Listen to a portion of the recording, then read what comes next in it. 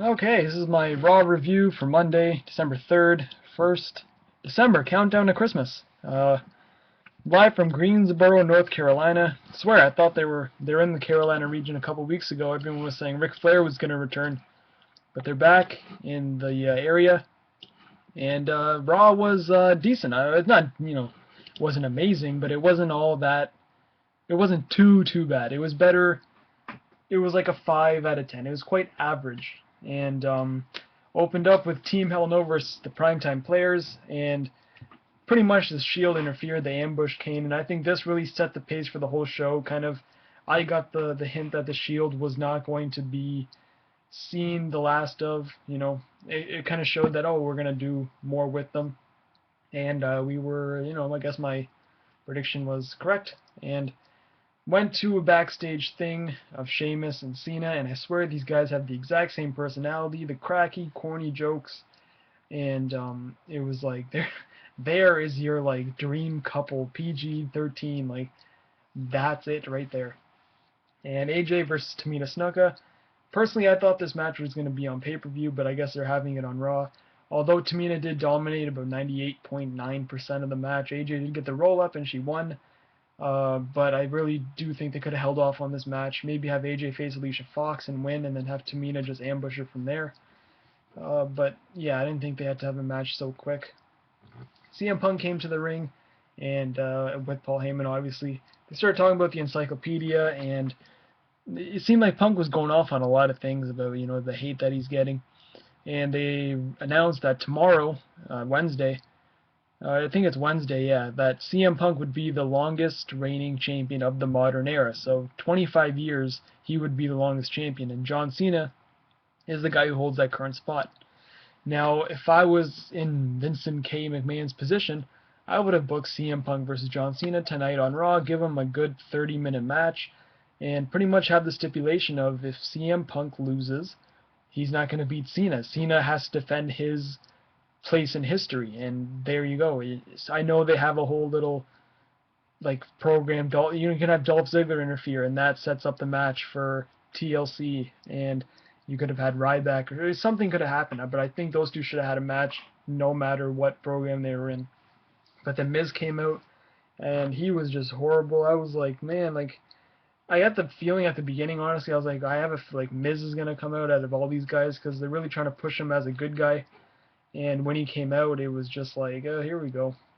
Really, as cheesy as CM Punk said, sophomore jokes, and that's what CM Punk, or sorry, Miz is, just a sophomore frat guy who cracks the lamest jokes from 10 years ago.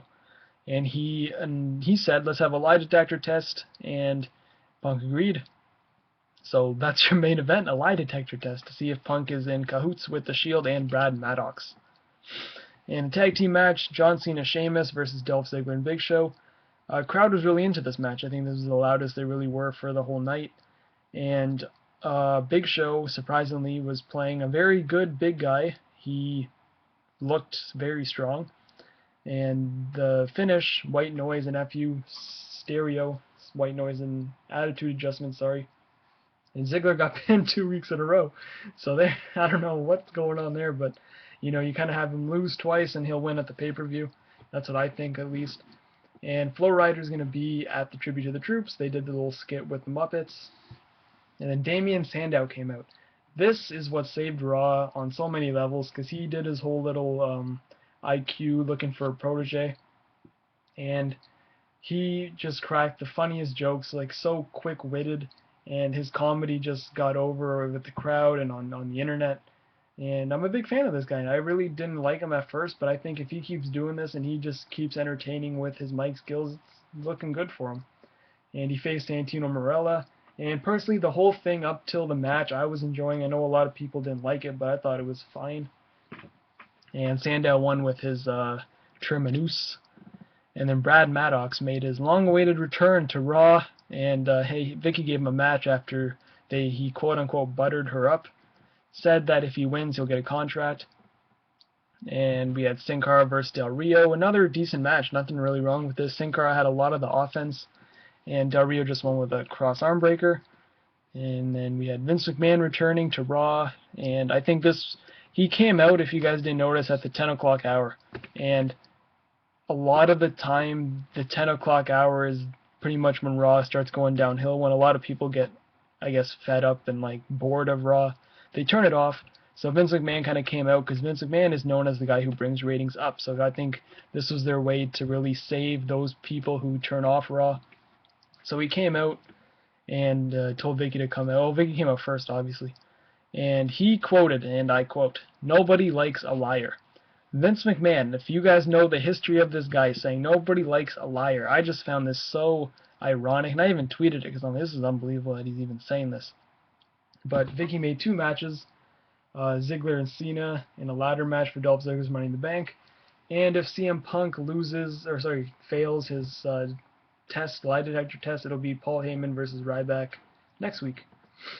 And then Brad Maddox versus Randy Orton. It was a total squash match, and it actually went shorter than Ryback versus Maddox. But you know, I don't know. I don't know what they're gonna do with them. But the Shield did come out, which I was hoping they did.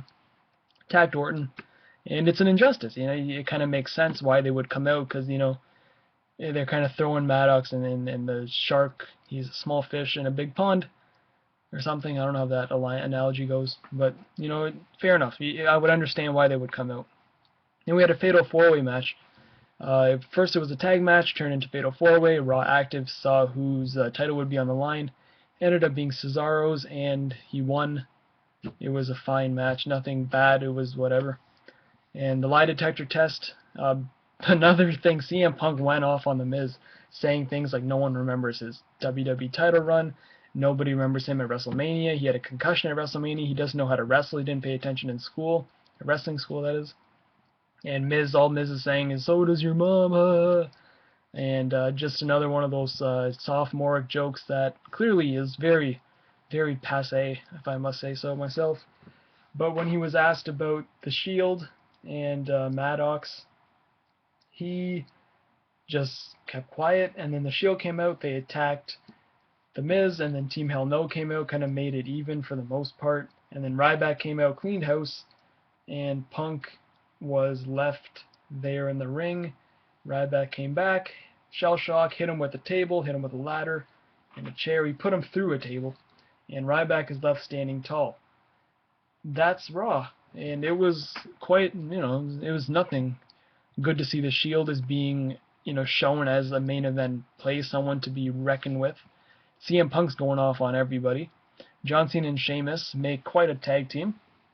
The ladder match is going to be good at the pay-per-view. Damien Sandow was awesome.